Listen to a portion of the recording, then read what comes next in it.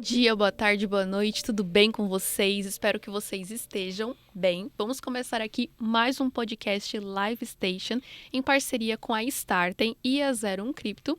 Me chamo Vanessa Oliveira, especialista em criptomoedas e CEO também da 01 Cripto. Hoje estamos com um convidado muito especial para falar sobre o mercado tradicional versus o Web3, muitos assuntos envolvendo também valuation. Vou passar a primeira palavra aqui para fazer um pouquinho de mistério para o Mozart, para ele se apresentar também.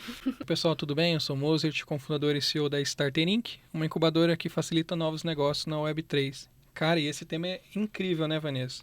Segundo o relatório da Bernstein, até 2018 já era um mercado gigantesco, até 2028 o mercado de criptomoedas vão chegar a 5 trilhões de dólares. Então é um mercado gigantesco e é um tema incrível para a gente poder falar um pouquinho sobre essa era de tokenização, né, professor? Então acho que esse é o tema da vez, Vanessa. Sim, sim. E vale lembrar também que o Brasil é o 7º país que mais consome criptomoedas do mundo, né?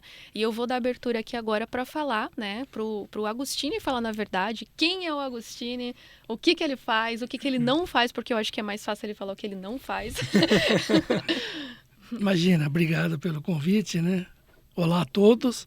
E eu atuo no mercado tradicional já há muitos anos, há mais de 3 décadas pelo menos.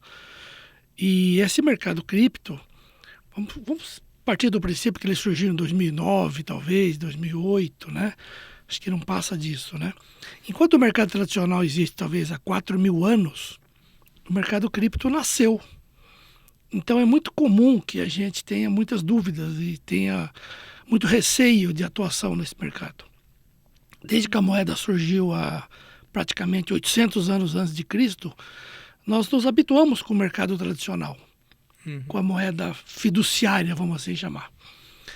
E o mercado cripto, que vem com uma proposta inovadora, totalmente disruptiva, quando essa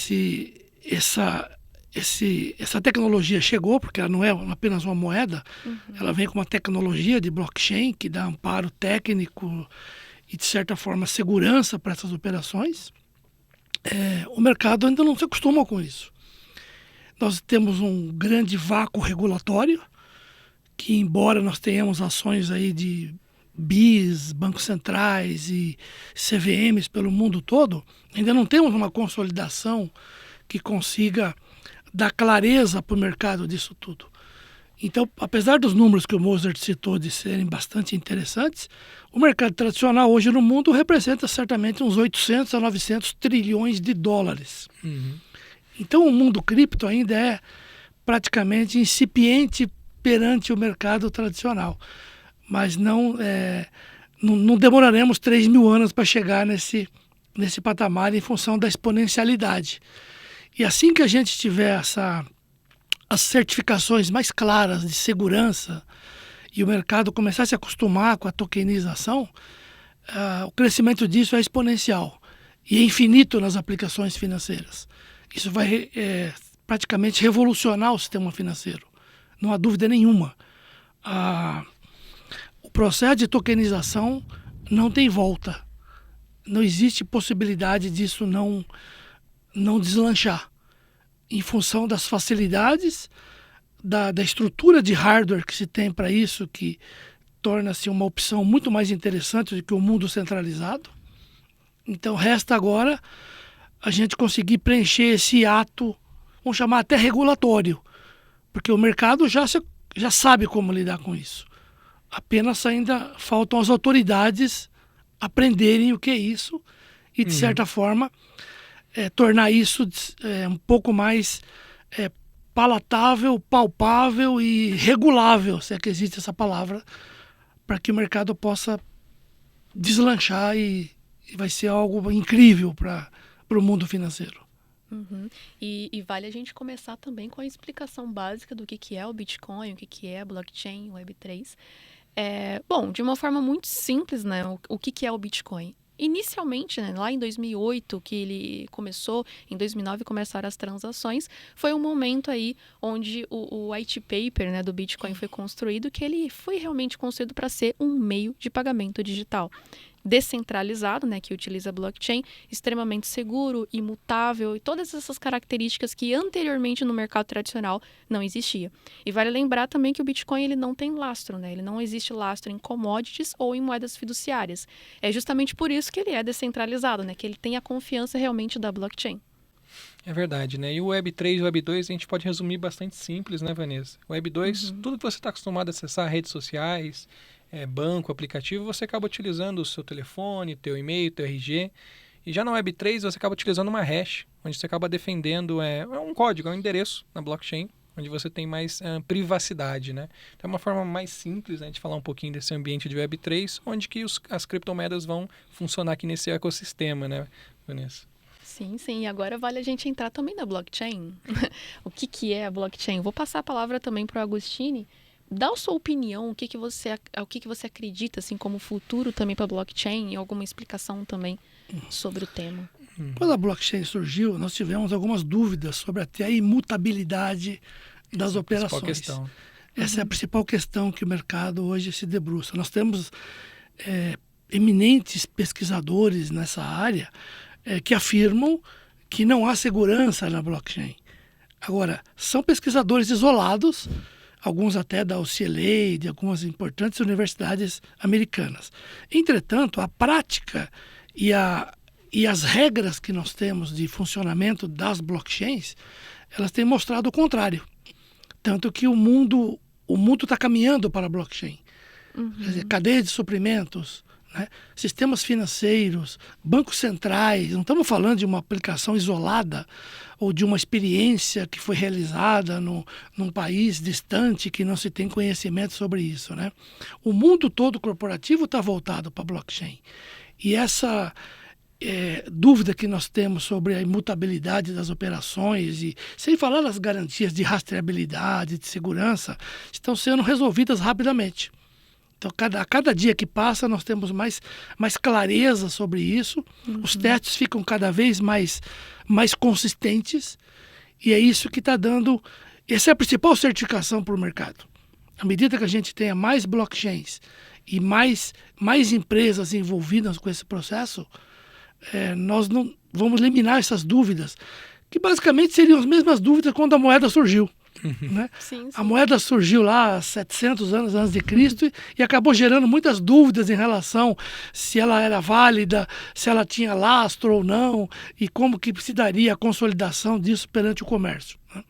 A vantagem é que hoje nós conseguimos fazer a rastreabilidade disso tudo, o que não se fazia no passado.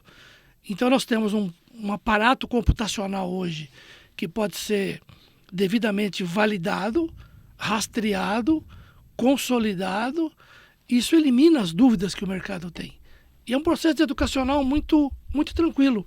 À medida que as pessoas as novas gerações que vão utilizando esse ambiente, mais as operações de IoT, os smart contracts, à medida que eles vão sendo integrados a essa rede, a consolidação é inevitável. É difícil precisar, basicamente, quantos anos nós teremos aí pela frente para que isso tome uma parcela cada vez mais das operações fiduciárias. Mas, apesar dessa imprevisibilidade, a taxa de crescimento é exponencialíssima. É muito difícil uma volta, ou é muito difícil fugir e não contemplar essa tecnologia e essas bases nas novas operações, sejam elas financeiras, comerciais ou não. Professor, eu acredito que desde 2015 para cá, né, somente nos últimos anos, não está mais tendo uma barreira para a gente poder aceitar cripto, principalmente nos CEOs, nos executivos, diretores financeiros, até os atendentes. Hoje você transfere cripto com um Pix, é bem simples, né? Só que eu acredito que as duas maiores barreiras hoje estão tanto na contabilidade quanto na parte jurídica. E aí a gente pode dizer se é alguma coisa regulatória, uma falta de conhecimento, ou de repente é uma coisa nova, e todo mundo está aprendendo. Mas isso que eu tenho percebido nos últimos anos, né? A barreira parece estar sendo centrada nesses dois atores.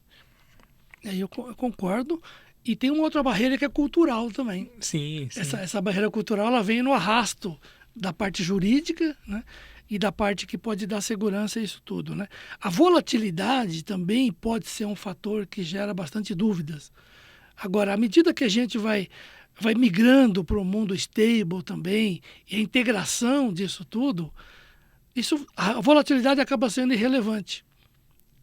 Agora, a volatilidade é perfeitamente normal. Todos os mercados, todos os produtos financeiros que surgiram ao longo da história sofreram volatilidades extremas. E no mundo cripto não é diferente. Agora, essa volatilidade ela vai se atenuando, ela vai se eliminando com aspectos regulatórios e com experiências de mercado cada vez mais concretas. Então, querendo ser prolixo, não há volta disso. Não tem como voltar atrás nesse processo. Sim. A questão é com que velocidade o mundo vai abraçar essa tecnologia. E agora, a possibilidade de segurança e rastreabilidade é que vai dar conforto e eliminar essa volatilidade, inclusive. E o aspecto regulatório ele vem a posteriori. Todos os produtos que surgiram no mercado financeiro, eles surgiram, primeiramente eles aparecem, o mercado começa a utilizar, e depois vem a legislação regulamentando e definindo as bases de utilização. E o mundo cripto está seguindo a mesma tendência dos demais produtos, só que nós temos uma velocidade maior agora, em função da tecnologia, e entrada no mercado de capitais. Porque à medida que essa tokenização entra no mercado de capitais, ela assume uma dimensão que não se esperava se ela ficasse apenas no sistema financeiro, vamos dizer tradicional.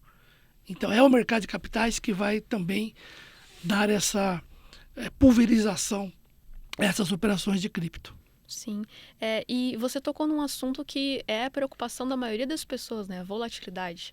É algo que todo mundo, quando olha o Bitcoin, quando olha qualquer outra criptomoeda, pensa, pô, não vou investir nisso daqui porque é muito volátil.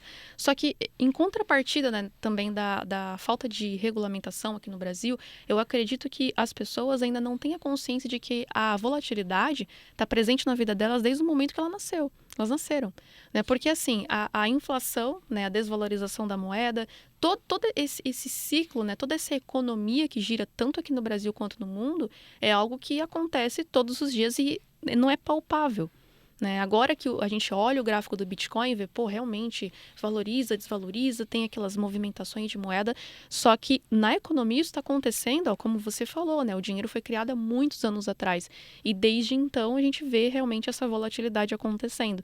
E cabe também às pessoas ter essa consciência, né? Com certeza, e identificar o Bitcoin realmente como uma moeda, né? Como uma forma também de reserva de valor.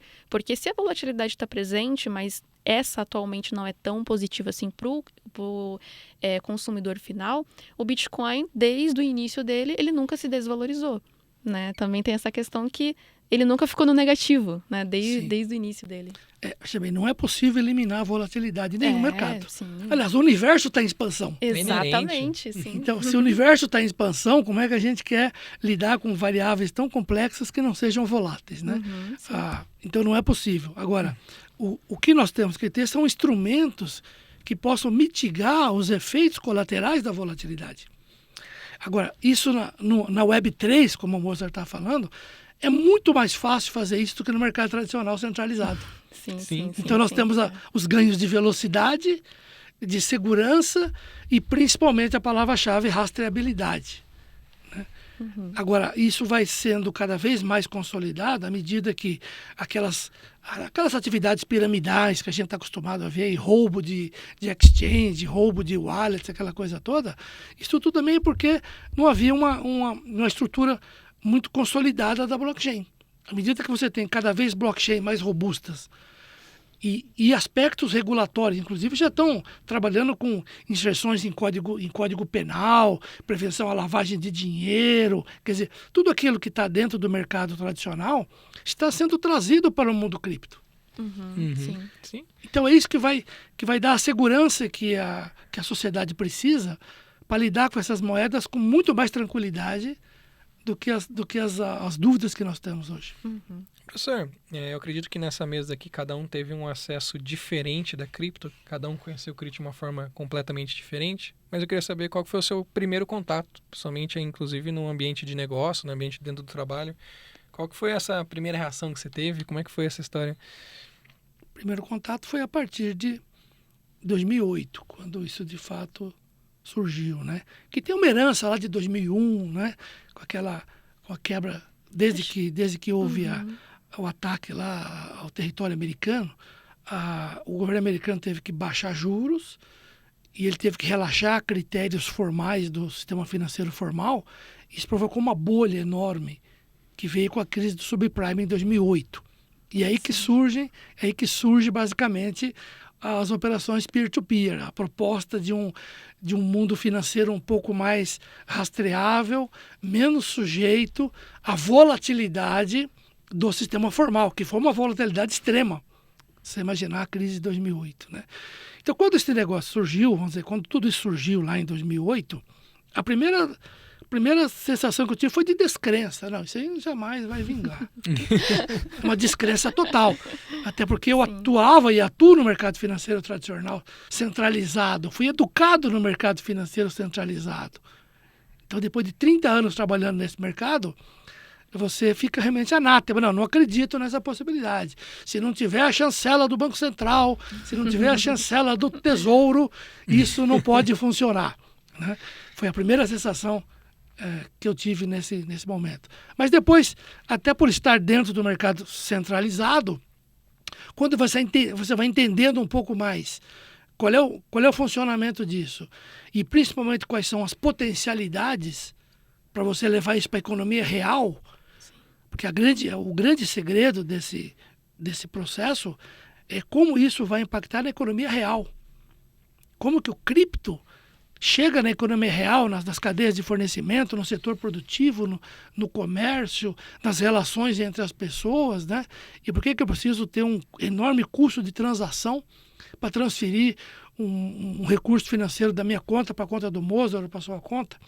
Então, é isso que a sociedade tem começado a questionar. Então, apesar de no início as dúvidas eram muito maiores do que as respostas, hoje nós estamos no ponto inverso. Nós temos muito mais soluções e propostas para a economia real do que dúvidas. Sim, com certeza. E toda vez que a gente fala de cripto, né, da adoção, das dúvidas que surgiram inicialmente, eu lembro que eu vi um gráfico, inclusive eu até escrevi um artigo sobre isso, sobre a adoção da internet versus o uso também do Bitcoin. Tá exponencial. É um negócio que nunca foi jamais visto, assim, a adoção da internet em conjunto com o Bitcoin. Os gráficos estão andando praticamente que igual e que em algum momento pode ser, não sei, que o Bitcoin até supere o uso também, né? Porque os dois estão andando muito em conjunto e a curva realmente está muito assim alta e está num crescimento exponencial, né? Não, mesmo que hoje, se todas as autoridades monetárias proibissem formalmente, dizendo que tudo isso é proibido, que isso tudo não pode vingar, não pode acontecer, o mercado naturalmente já deslancharia com isso. Porque é tão seguro, é tão concreta essas aplicações que nós temos na Web3, que o mundo centralizado vai ter que se dobrar isso tudo e se adaptar. Eu não sei se nós teremos aí essas modelagens de narrow bank que nós estamos avaliando. Nós não sabemos ainda o caminho concreto, o resultado disso, mas é uma evolução enorme no sistema financeiro. Uma evolução que as possibilidades são quase que infinitas, trazendo isso junto também no mercado de capitais. Então as empresas estão tokenizando tudo, né? Você vê que as cadeias de fornecimento, os contratos de operações de empréstimo entre pessoas, entre empresas, tudo isso faz parte dessa, não sei se é revolução ou revolução, mas eu chamo uma evolução. Para mim é uma evolução do sistema financeiro. E à medida que as empresas vão abraçando e adquirindo confiança na Web3, que ela se torna cada vez mais segura, quanto mais pessoas aderirem, quanto mais empresas estiverem aderindo a esse processo, mais segura se torna a rede. A rede acaba se fortalecendo pelo aumento de participantes e não pela ação regulatória do Estado ou de qualquer órgão que vá querer disciplinar o uso disso tudo.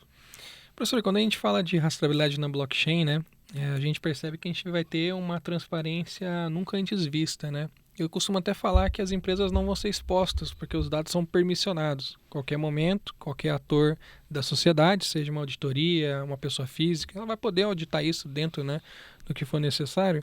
E eu imagino que quando as empresas, por exemplo, eu sempre gosto de dar esse exemplo quando a gente pensa na bolsa, né? A pessoa vai lá investir na bolsa, comprar ações, legal. É muito costume do mercado tradicional, por exemplo, você saber o que está acontecendo na empresa 3 meses atrasado ou 6 meses atrasado, né? Com a rastreabilidade de tudo dentro da empresa, todos os dados financeiros e contábeis, você começa a perceber que você vai saber a situação da empresa em tempo real. E quem ganha nesse ambiente é as empresas que são mais transparentes. As empresas mais transparentes vão ter mais recompensas nesse ecossistema. Eu imagino que isso basicamente vira um choque para o modelo tradicional de contabilidade, né? As empresas não estão acostumadas com esse tipo de ecossistema, né? Não, essa é uma das partes que eu mais admiro na Web3, né? É real time, ou seja, eu vou poder fazer a checagem daquilo imediatamente. Então, o token que eu tenho, se ele está lastreado ou não, eu tenho como verificar a base daquilo praticamente real time, não tem delay. Sim. Então, isso vai mudar um pouco. Isso muda, inclusive, as relações hoje que nós temos de governança. Porque o que nós temos hoje a gente descobre fraudes quanto tempo depois? Né? Até o trabalho da auditoria. Imagine o impacto disso no trabalho das auditorias. Né? Que a gente demora meses, anos para se levar uma coisa à luz da verdade, aqueles processos enormes que a CVM, a SEC acabam conduzindo, até se identificar onde foi a falha no processo da auditoria, se erros na contabilização. A gente elimina tudo isso. Como é que a gente pode culpar as auditorias se elas já recebem um quebra-cabeça modificado? Entende? Então, também vejo uma possibilidade enorme de baratear essas operações. Todo o trabalho de auditoria, de checagem, quer dizer, nós vamos ter possibilidades de fazer isso, de pegar fraudes muito, muito antes de acontecerem, inclusive. Com o uso da inteligência artificial, a gente consegue medidas preventivas de combate à corrupção, a desvios, a fraudes. Isso melhora a governança de forma significativa. Agora, tudo passa pela segurança que nós temos nas operações da blockchain. Isso é a plataforma que dá garantia a isso tudo, né? Sim, sim. E eu imagino, assim, que olhando esse cenário, né, de uns meses para cá, a gente viu o que aconteceu com as americanas, com a Oi também, rombos aí, bilionários aí no mercado. E se tivesse essa transparência na contabilidade, nas operações, não teria acontecido isso. E se tivesse começado, eles conseguiriam mitigar, né, esse acontecimento. E eu vejo, assim, que em algum momento algumas empresas vão ficar muito relutantes em mostrar, e se tiver relutante é porque tem alguma coisa por trás querendo que, sei lá, seja ocultado, alguma coisa nesse sentido. Só que as empresas que vão se diferenciar desse centro todo são as que vão aderir a essa tecnologia, né? E isso é muito importante. E aí eu vou entrar aqui no nosso próximo tópico também. Quais que são as principais dificuldades que você enxergou, assim, a partir do momento que você começou a falar de Web3? O que você mais teve dificuldade? A principal dificuldade que quem tem uma experiência forte no mundo centralizado é confiar na Web3. Sim. Quer dizer, a principal dificuldade é essa, porque essa tecnologia, quando a gente começa a estudar como que se dão os nós, como é que se dá a conectividade dentro da Web3, a gente fica com dúvida se aquilo de fato é seguro. Mas como que isso é imutável? Nada é imutável no mundo, né? Tudo pode ser desfeito, né? Tudo pode ser. Agora, à medida que você tem essa rede, essa descentralização validada, não só num único local, mas em vários locais, e não é um sistema de backup, né? Se fosse um sistema de backup, nós estaríamos totalmente perdidos nesse processo, né? Mas a ideia dessa conectividade que existe, dessa validação em bloco dentro da rede, é que dá segurança para isso tudo. Então, a primeira sensação que nós temos é como que eu vou confiar nessa rede? Como é que eu vou confiar nessa coisa chamada blockchain? Para quem não é um especialista, por exemplo, na área de TI, para quem não é um especialista nesse tipo de conexão, né? Aí nós temos também as certificações. Nós temos como certificar isso tudo. Nós temos instrumentos de certificação para fazer com que as pessoas passem a confiar nesse processo. E como é que se dá a confiança em quase tudo que nós fazemos na vida, né? É a experiência que a gente tem com aquela variável. Então, à medida que a gente vai utilizando cada vez mais a blockchain e ela vai se mostrando segura e as pessoas vão se habituando e incorporando isso no seu dia a dia, essa é a principal validação que nós temos para o processo. O mais legal disso é que imagina que a gente cria um ecossistema. As regras são imutáveis. Todo mundo certificou e todo mundo está aqui concordando. Olha, faz sentido essas regras. Agora a gente cria uma linha do tempo imutável, porque tudo as pessoas vão entender com um cronograma de eventos. O que está acontecendo, cada etapa, cada situação. Agora imagina isso aplicado no governo. A gente fala que vai fazer uma licitação. Qual que é o comum? Normalmente é fazer 3 orçamentos, é o mínimo, né? De compliance. A partir daqui, dinheiro caiu na conta, transferiu cada contrato, cada transação, cada pessoa, tudo bonitinho, assinado por nome, CPF, pessoinha, data, horário. Imagina o impacto que isso ia trazer pra gente. Imagine que qualquer pessoa pode ter acesso a isso. Qualquer pessoa. Essa é a grande vantagem. É como se aquele sistema de dados abertos que nós temos no governo americano, no governo brasileiro também. Qualquer pessoa pode ir lá e pedir informação. Só que hoje eu não vou pedir informação, eu vou acessar a informação. Isso muda toda a perspectiva que nós temos de auditoria, de checagem, de combate a todo tipo de crime. Claro que isso pode estar ainda em algum momento lá na Dark Web, isso vai existir para sempre. Mas pelo menos o que a gente vai trazer a segurança para a Surf Web de uma forma que não se tem hoje no mundo centralizado. Sim. E principalmente transparência, porque a segurança sem transparência, eu não sei se temos segurança sem transparência. Sim, e o que eu acho mais legal é que todo mundo hoje em dia tem diversos aplicativos no celular, só que ninguém leu as entrelinhas, ninguém lê os termos de uso e confia na tecnologia. Só que a partir do momento quando a gente fala o que é Bitcoin, a maioria das pessoas toma um susto e fala, como assim é confiável? Só que no celular dela, um simples aplicativo que habilita a localização, habilita o uso de dados, compartilhamento e venda desses dados também. Então, assim, de uma certa forma, a pessoa talvez até mesmo não tenha essa consciência, mas que ela tá habilitando o uso dos dados dela para ser utilizado por terceiros. Né? E a questão da rastreabilidade, mutabilidade, descentralização proporciona um ambiente que as pessoas conseguem realmente auditar por conta, né? Não depender de um terceiro para fazer essa auditoria e conseguir ter essa liberdade, né, da utilização dos dados. E é legal até falar, né, sobre os bancos também, que existe uma prática muito comum, que eu acredito que vocês saibam, que é a reserva fracionária. Né, os bancos podem emprestar para outros bancos o dinheiro da pessoa que possui a conta lá. E isso não é falado. E através da transparência, o usuário vai saber, o cliente do banco vai saber o que está sendo feito lá. Sim.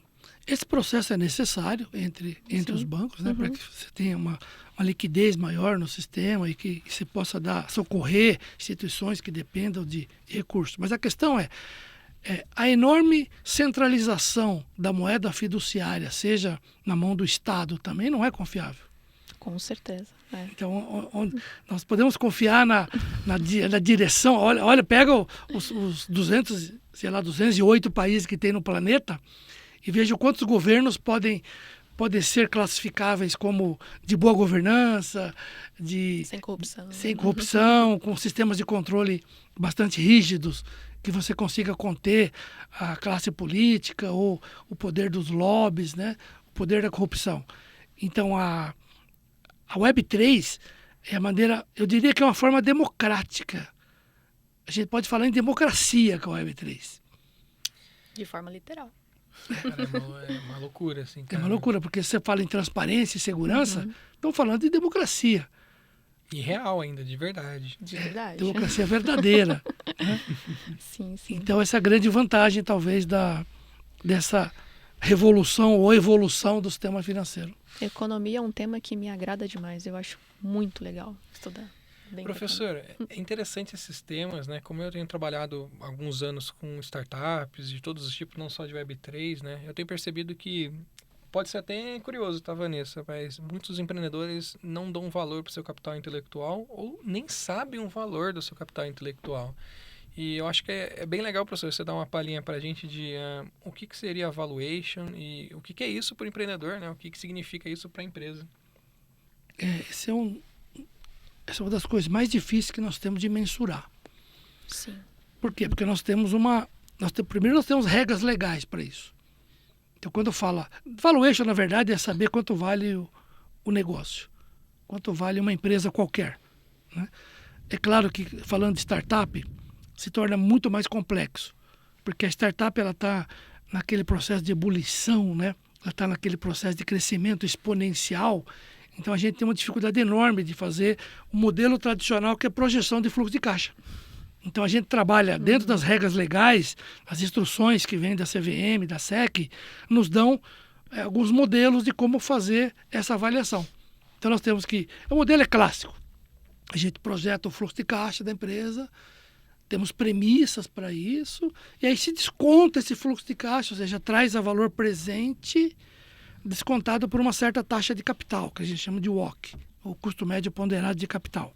Isso é uma metodologia consagrada, todo mundo entende. Todo mundo aprendeu nos cursos de graduação, de pós-graduação, está nas regras da CVM, está em todo o processo de valuation. Entretanto, a questão aí está na previsibilidade que nós temos do fluxo de caixa. No mundo cripto, nós não temos essa previsibilidade.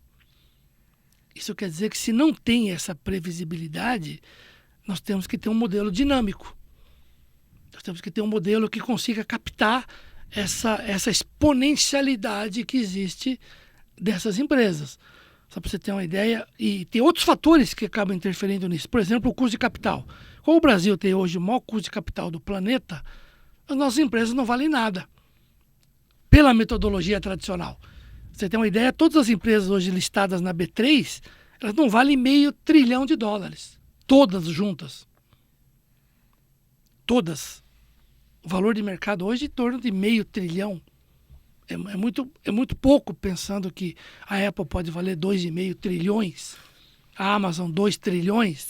Sim. Quer dizer, todo o nosso mercado de capitais brasileiro, juntando todas as elétricas, todas as mineradoras, Petrobras, hospitais, e aquelas com mais de 500 empresas, será que elas valem uma fração da Saudi Aramco, da Apple, da Alphabet? Porque a metodologia é falha.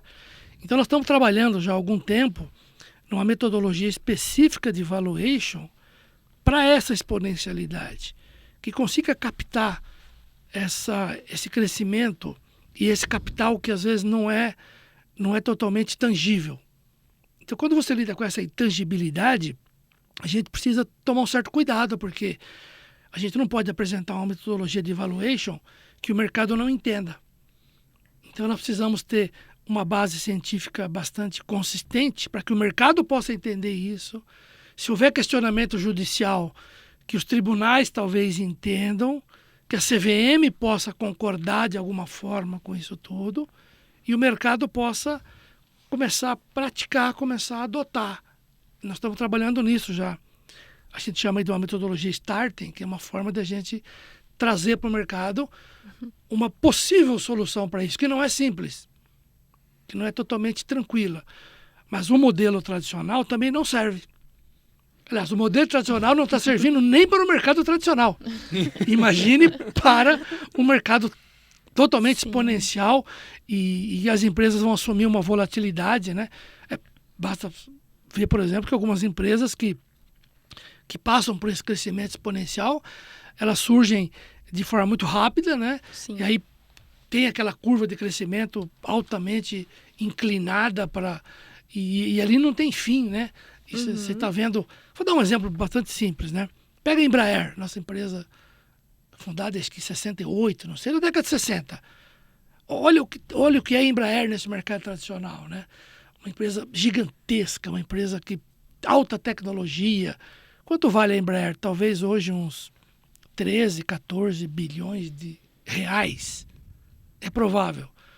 Vamos pegar agora um mundo exponencial. A IVE, aquela empresa da Embraer que fabrica carros voadores, que ainda não tem nenhum faturamento. Deve ter algumas dezenas de funcionários. Ela surgiu em 2019, vai começar a entregar os produtos em 2020 e 28, talvez, 27. Ela já vale dezenas de vezes mais do que a Embraer. Então é a diferença entre uma empresa tradicional e uma empresa exponencial. Claro que a empresa exponencial não vai manter essa taxa de crescimento tão inclinada ao longo da vida. Mas ela assume uma expectativa de valor totalmente diferente do mercado tradicional. Então, como é que a gente vai lidar com isso? Nós temos que idealizar um modelo que consiga captar essa volatilidade do crescimento, essa exponencialidade de conexões, de possibilidades, de arranjos, vamos chamar, dentro da Web3, porque a empresa vai poder ter conexões com outros mercados até então que nunca imaginamos. Dentro do comércio, dentro de operações do sistema financeiro, no campo agrícola, então, é algo fantástico, algo de crescimento inimaginável, né? E dentro dessas agendas que nós temos de ESG, de transição energética, a Web3 tem uma função fundamental nesse processo, que ainda pouco se fala das questões de ESG e a participação da Web3 nesse processo. Sim, sim. E você falou, né, sobre, né, como um todo, capitalização de mercado. Eu lembro, né, que acho que foi alguns anos atrás, se eu não me engano, foi ano passado, ano retrasado, que o Bitcoin, o Bitcoin não, né, o mercado de criptomoedas como um todo chegou a 2 trilhões. E isso, assim, ele realmente, assim, chegou no próximo à Apple, né, de capitalização de mercado. E ele tem só 14 anos de existência. Na época que eu tinha visto isso, acho que a Apple estava com uns 42 anos aí de mercado já, e o Bitcoin conseguiu fazer isso em 14 anos. É um mercado muito acelerado, né? Ele funciona 24 horas, 7 dias por semana, todos os dias, e essa aceleração proporciona esse crescimento exponencial e, com certeza, né, a capitalização de mercado, a forma também de ver o valuation do tradicional versus o Web3, eu imagino que seja algo muito diferente. Assim como compliance também, né? Que as leis que nós temos hoje em compliance, prevenção à lavagem de dinheiro e combate ao financiamento ao terrorismo e tudo mais, são coisas que agora, né, eles estão no mercado tradicional, só que em algum momento, assim como compliance e valuation, a gente vai ter que pensar em algo muito diferente para a Web3, né? E eu vejo assim, a gente fala muito do Bitcoin no mercado cripto, né? Mas deve ter mais de 20 mil, né? Mais de 20 mil moedas, talvez, eu não sei a quantidade exata. Eu acho que é 22. Talvez 22 mil moedas. Porque o Bitcoin foi a primeira, a gente sempre se refere a ele, né? Mas eu me recuso a comparar o Bitcoin, por exemplo, com a Apple. Eu prefiro comparar esse mercado com o mercado financeiro tradicional, que é da faixa de 800 trilhões. Mas aí que é legal, né, professor? Você comentou um pouquinho das empresas, o valuation de uma empresa nova que é diferente da Embraer, e muito legal, né? Quando a gente fala do ambiente Web3, ele já nasce para ser transformado na velocidade que o Web3 nasceu, né? E aí a gente entra naquela discussão, né? Que você fala muito do Bitcoin, que é legal e tudo mais. Estamos na era de tokenizar tudo, mas nem tudo vale a pena ser tokenizado. Então você imagina operações que utilizam a economia real, tangível, com a matemática do Bitcoin, com a tecnologia da blockchain. Você começa a ver um potencial de novas soluções que se baseiam numa volatilidade. Ele é volátil, mas é previsível. Ele é volátil, mas ele tem uma segurança em algo tangível. O que a gente vai ter daqui para frente? Essa é a pergunta. Agora, veja bem, o mundo stable, ele tá se confundindo até com o mundo cripto. Sim, é muito difícil separar hoje o mundo stable do mundo cripto puro, né? Sim. Se é que é possível fazer essa separação. Eu creio que não conseguiremos fazer mais. Tentaram, mas deu errado. Exatamente. Então, eu consigo... Qual é a fronteira disso tudo, né? Daquilo que vai ter algum lastro e aquilo que não vai ter. Porque a moeda fiduciária também não tem lastro. Sim. Veja bem. Então, quando você fala em lastro, a gente vai arrumar uma discussão enorme aqui no campo econômico. Por isso que eu gosto de olhar isso como segurança, planejamento. Tem exemplos aqui, não vamos falar da Terra Luna, mas existem esses problemas de stable. E, como você falou, é natural até da moeda tradicional ter esses problemas, né? Então, eu entendo particularmente que a volatilidade é inerente ao negócio e ela é até positiva se ela for previsível. Se tiver algo, sabe, para poder prever o que está acontecendo. E se eu tiver instrumento de controle, de rédea, de mitigação, né? Veja a moeda fiduciária argentina, né? O que está acontecendo, Meu Deus, né? sim. Então, já que quer falar em volatilidade, vamos, né, falar então de uma moeda grega, sei lá o quê, né? Já passamos por isso, né? Mas o desafio que nós temos, nós como sociedade, talvez, entre usuários e agentes reguladores, é como que nós vamos integrar isso à economia real. Porque enquanto o mundo cripto fica sendo um mundo totalmente especulativo, né, de algumas pessoas apostando na possibilidade dessa moeda valer mais amanhã, isso tem é uma forma da gente olhar isso no movimento puramente especulativo. À medida que isso passa a se integrar na economia real, aí muda o espectro disso. Então nós estamos no momento do quê? Dessa integração do mundo cripto com a economia real, junto com o mercado de capitais, e basta ver então a agenda que nós temos aí dos bancos centrais, o projeto CBDC, acho que vale a pena ser estudado, vale a pena ser entendido, que é uma forma até de os governos se protegerem disso tudo. Então, existe até uma espécie de um conflito nesse momento. Sim, e o CBDC, o real digital, as moedas digitais, né, que futuramente vários países estão pensando nisso. Eu vou até falar um comentário assim um pouco extremista, mas é sim uma forma de controle, né? É sim uma forma de controle, porque eu imagino assim, ok, o Bitcoin ele já é uma moeda, ele já tem toda essa segurança, essa descentralização, por que não usar o Bitcoin? Como El Salvador está fazendo e utilizou ele como moeda de curso legal. Então, eu imagino assim que é bem como você falou, né? Que eles querem fechar o circo mesmo e colocar que não, a gente tem uma moeda, nossa própria moeda, a nossa própria estrutura que você faz os seus pagamentos, mas que eu acredito que eles estão tentando tirar o foco do Bitcoin. E uma das notícias que eu vi, inclusive, é que eles não estavam utilizando o Bitcoin devido à volatilidade dele. Esse era o contexto na notícia, que para mim não faz muito sentido. A China é um dos maiores, acho que eles têm bastante Bitcoin, né? Um dos maiores holders que tem. E eu vou ser então um pouco ainda mais polêmico, né? Eu gosto do Bitcoin, da matemática, mas eu acredito que a gente precisa ainda de soluções novas, só que também não gosto do CDBC, porque ele pega o melhor do Bitcoin e fala, agora eu vou controlar tudo e você sabe disso. Sim. Exatamente. Então ele pega a tecnologia, né? Ele pega o processo, né? Critica o Bitcoin. Exatamente. E o governo chinês é engraçado, que ele proíbe a mineração de Bitcoin, né? Olha que dicotomia, né? É proibida a mineração de Bitcoin na China e ao mesmo tempo ele faz grandes reservas em Bitcoin. E já tem casos assim no mundo inteiro de CDBCs que eles como eu posso falar, eles acabam com a liberdade privada das pessoas. Tem vários casos já isso no mundo. Então, de repente, a gente vai ver soluções na iniciativa privada que talvez sejam interessantes. Porque, no final das contas, quando a gente pensa de algo governamental, né, professor, a gente vê que tem vários interesses que não são interesse do indivíduo final. Sim. Né? Imagine o poder que o Estado vai ter com o CBDC.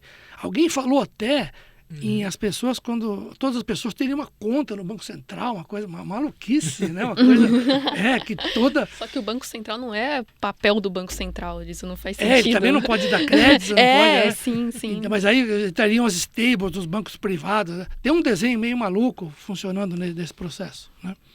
Mas o poder que o Estado terá com o CBDC é muito maior do que hoje. Dessa centralização de praticamente todos os recursos, né? Agora, a questão é como que a economia real vai reagir a isso tudo. É isso que nós estamos nessa transição. Sim. Eu tenho uma pergunta também que eu não sei exatamente. Bom, talvez você saiba, né? Professor. O sistema de pagamentos brasileiro versus o sistema de pagamentos instantâneo, né? Que é o SBI e SBP. Aonde que o CBDCs, né, entrariam nesse momento? Ou seria algo muito à parte do sistema de pagamento instantâneo? O sistema de pagamento próprio. O BIS lá da Basileia, os técnicos imaginam um sistema de pagamento único e próprio. totalmente instantâneo e centralizado. Uau. Essa é a... Você sabia que o Brasil sempre foi inovador nesse sentido? Ele foi um dos Sim, primeiros sim. a fazer pagamentos instantâneos de altas quantias, né? Você vai saber o nome e quando que foi. E o Pix está sendo utilizado como case de uso lá fora, né? Então a gente já tem, a gente é reconhecido por isso, né, professor? Já. Sim. O próprio BIS, no seu relatório, mostra que o estágio de evolução que o Brasil se encontra está muito, muito superior aos demais países. Agora que o americano, os Estados Unidos implantou lá o Instant Payment, né, que é o Pix deles, né? Mas é que eles já tinham outras formas de transferência que nós não tínhamos, né? Mas, de alguma forma, a integração do CBDC em todos os países do planeta não está acontecendo de acordo com o que o BIS gostaria. Até porque nós estamos num momento aí de conflito, a China, Rússia e demais países. Tem um processo aí que é muito interessante, que é a desdolarização, que de alguma forma vai impactar em tudo isso. Desdolarização e vamos chamar de uma espécie de uma desglobalização, até parcial. As cadeias de fornecimento vão se alterando, elas vão se rompendo junto com a desdolarização. Acho que pela primeira vez, se eu não me engano, essa semana, nós tivemos mais operações fechadas na moeda chinesa do que em dólar. Se eu não me engano, isso aconteceu ontem. Isso é um marco. Isso é um marco histórico. Marco histórico. Mais volume de operações, no caso aí em quantidade, né? Não em quantidade de operações unitárias, mas em volume de dinheiro de moeda chinesa do que em dólar. Isso desde 1947, quando o dólar foi instituído como divisa no planeta, é a primeira vez que isso acontece. E também foi ontem que o secretário-geral da ONU falou que o mundo não está usando mais o termo aquecimento global. Ele usou o termo ebulição global. O secretário-geral da ONU ontem falou, não estamos mais no aquecimento global. Entramos na ebulição global. E pouco se fala também da atuação da Web3 para que o ESG ambiental possa... A parte ambiental está dentro do ESG, mas que o ESG, vamos dizer, de uma pegada mais ambiental, possa prosperar e possa melhorar as condições de vida que nós temos aqui na Terra.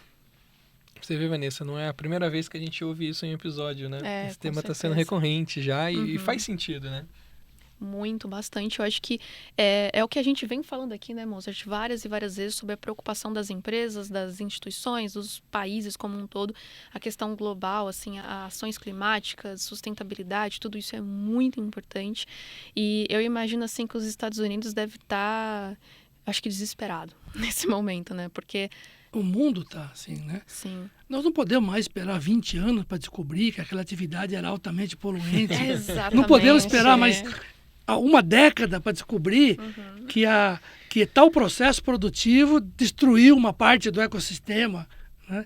Nós temos que conter isso imediatamente. E como é que você vai conter isso imediatamente num processo normal de auditoria, de certificação, de controle? Não se consegue. Então, a emergência que nós temos dessas questões ambientais também nos leva ao desenvolvimento de uma Web3 mais ainda abrangente do que apenas o mercado cripto.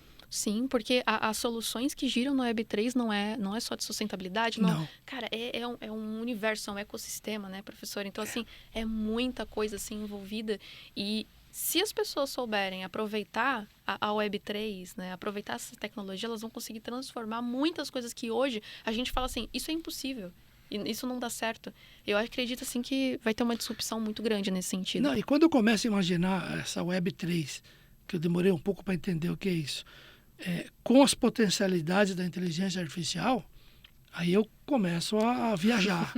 Aí eu começo a pirar. Aí a né? gente vai precisar de mais 5 horas de podcast. Aí eu começo a navegar em dimensões não quantificáveis, vamos assim chamar. Sim. Né? Você já chegou a ver o projeto WorldCoin? Não. Alguma vez? É um projeto do ChatGPT que ele... já sabe, né? Já. Que ele escaneia a íris das pessoas para criar uma identidade única. Em troca desse escaneamento de íris, ele devolve umas criptomoedas. O mais curioso é que esse projeto começou em países emergentes. né, para Eu vi. arrecadação de capital. E isso é na minha opinião, né, um roubo gigantesco de identidade e segurança da É informação, uma assim, em violação risco. extrema. Sim. Eu vi o projeto e quis entender um pouco mais. Eu falei, mas isso aqui, como é que fica isso aqui em relação aos meus direitos de identidade? Quem sou eu, né? Vai ser? Esse Absurdo. tema é um tema, assim, bastante complexo, né? E que a gente conversou no começo, né, professora? A gente tem essas regras e elas prometem que a gente vai estar seguro, prometem que a gente não vai ser exposto nossos dados. A LGBT está aí para mais um movimento para falar sobre isso. Só que, mesmo assim, olha que interessante, né? A blockchain está ali, segurança, mas toda a conversa que a gente tem tido aqui, Vanessa, eu tenho percebido que a gente ainda precisa se apoiar a instituições de credibilidade para daí a gente falar, olha, isso é verdade. Essa regra realmente foi escrita ali na blockchain.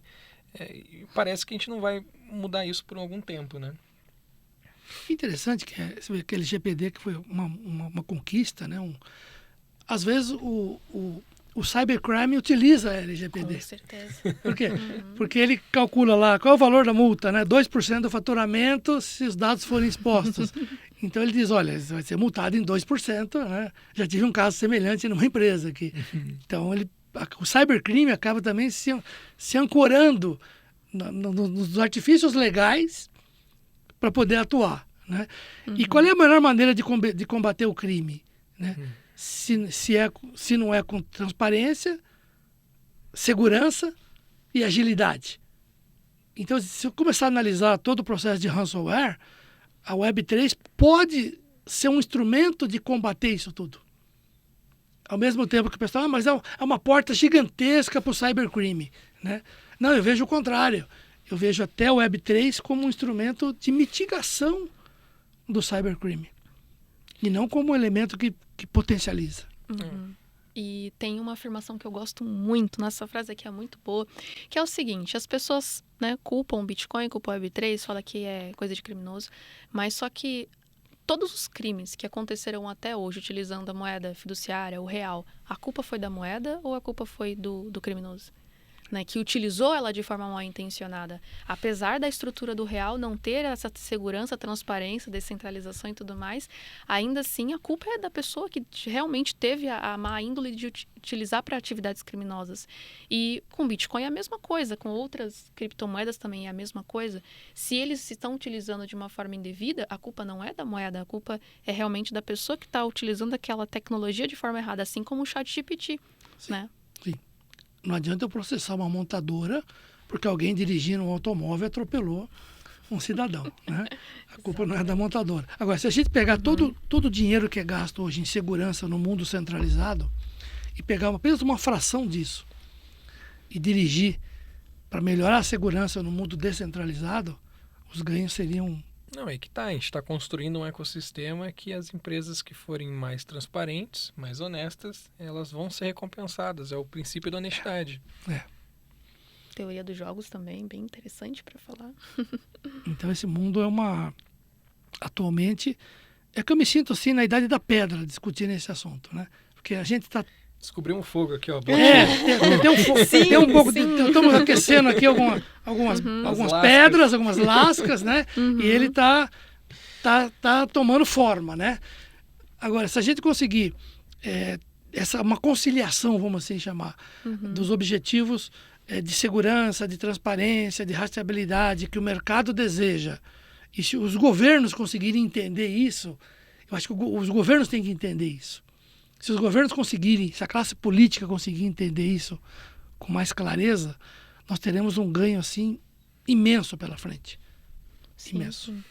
Bom, acho que passamos por todos os temas, né? Realmente foi um podcast que, cara, foi muito legal esse assunto, muito legal, bacana, assim, muito legal mesmo. Primeiro de muitos, né? O podcast, achei muito bacana esse papo. Bom, vamos voltar aqui para as considerações finais aqui agora. Vou dar a palavra para você, professor. Pode seguir. Imagina, eu não sou especialista em Web3 e nem em cripto.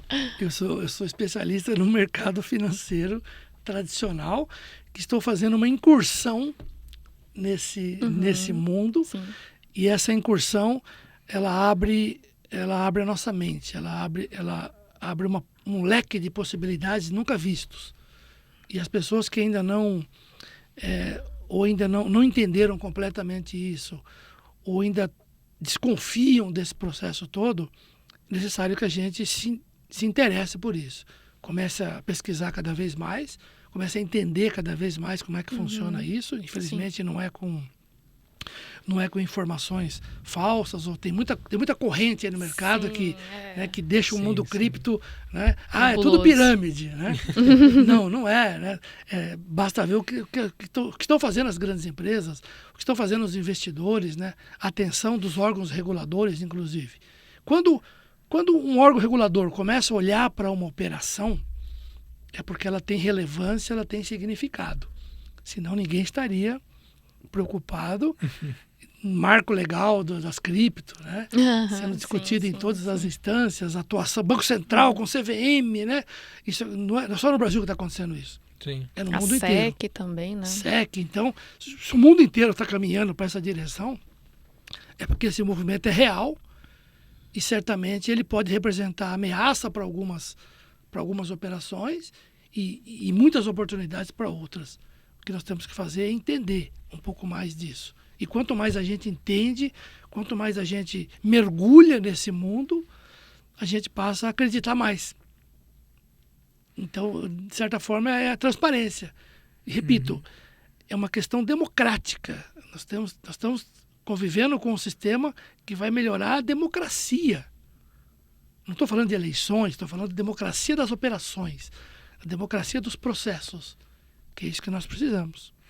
Bom, Vanessa, eu tô super feliz, assim, professor. Brigadão, acho que Imagina. foi incrível, né, Vanessa, esse episódio. Maravilhoso, muito bom, excelente. Gostei muito do assunto e eu acredito que a galera que está assistindo esse vídeo aqui vai ter muitos insights, vai pensar bastante realmente sobre o Web3, sobre descentralização.